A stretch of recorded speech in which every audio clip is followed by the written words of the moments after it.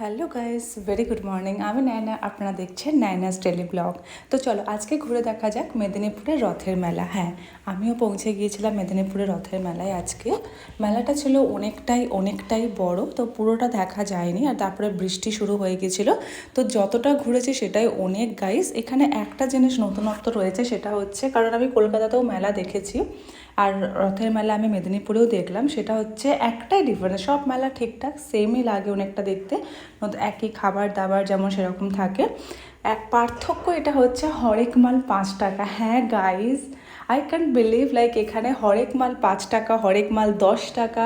এই জিনিসগুলো যে শুনতাম আগে, যে জিনিসগুলো, কারণ কলকাতা তো 30 টাকা 40 টাকা এরকম দিয়ে, বাট এখানে সিরিয়াসলি এই যে জিনিসগুলো দেখছো বা অনেক কিছু ঝুড়ি টুড়ি যেগুলো দেখা হচ্ছে, সেগুলো সব হরেক মাল 5 টাকা আর হরেক মাল 10 টাকা। ইয়েস, তো খুব মজা করলাম। আর কী কী কিনেছি সেটা তোমাদের নেক্সট ব্লগে দেখাবো। তো তত